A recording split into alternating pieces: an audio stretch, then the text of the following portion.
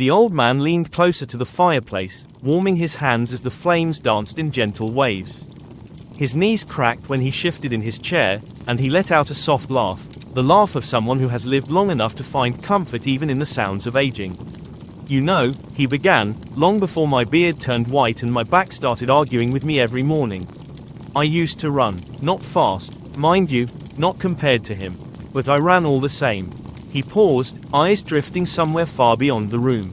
I was a 400-meter runner, and on our team, there was a boy, tall, light on his feet, quick like he had fire stitched into his bones. You could see at the moment he took his starting stance. Some people were simply born to run. He was one of them. The fire cracked, perfectly timed, as if agreeing. I trained hard. I really did. I had discipline, stubbornness, a decent stride, but he had something else entirely. When winter came and the first snow hit the track, I'd be shivering through my warm-up laps while he was already halfway down the straight, leaving steam in the air behind him like a comet tail. The old man chuckled softly. I used to think snow didn't dare land on him. It would melt the moment it touched his shoulders. That's how warm he burned. How alive he seemed. He rubbed the side of his thumb thoughtfully. We ran together for years, pushing each other, or rather, he pushed me and I tried not to embarrass myself too much. But even then, it was clear, we weren't running the same race. He was chasing something bigger, something only he could see. His smile wavered, warm but distant. I remember the day he told me he'd be leaving our little town. Said he got accepted into a school with a strong track program. Said he was going to chase the dream properly this time. I congratulated him, joked that he'd forget us slow folks. But inside I felt something tighten. A kind of pride, and a kind of loneliness. The old man shifted again, the fire reflecting in his eyes like the glint of a younger man's ambition. You must understand, I never resented him. How could I? He carried not just his own dreams, but the dreams of every one of us who couldn't run as fast, jump as far, or burn as brightly. Watching him run felt like watching possibility take shape.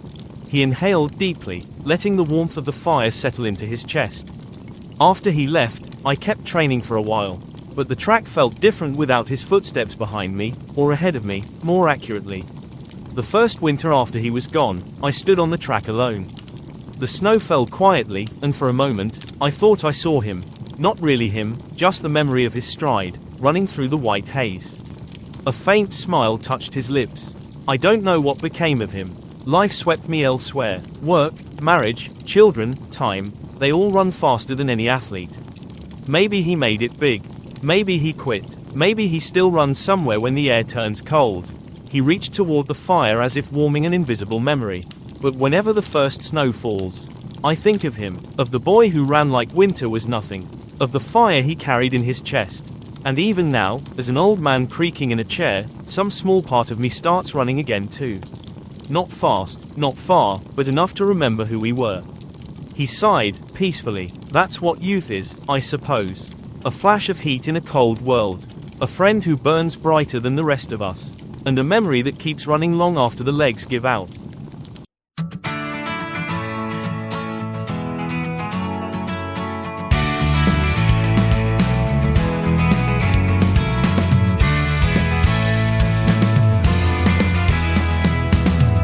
You keep running, running on through the streets where the first snow falls, never slowing down to see the way the winter quiet calls.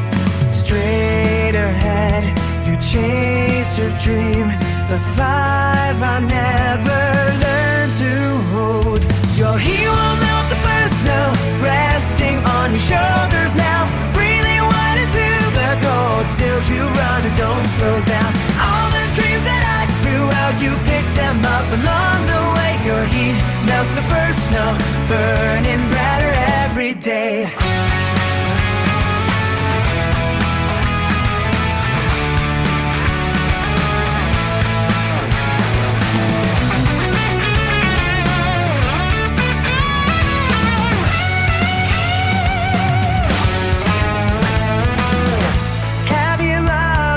Dropped it fast, just another thing you let go. How many pieces did you lose? keep your fire burning so straight ahead. We never stop, a path that only you can know. Your hero about the first note, falling on the silent town. Dreams of all the ones who fail, still you carry them around. Cold can't reach you anymore, not without everything you chase. Your heat melts the first note as you run and never break. You keep running, running on through the first note, straight and strong.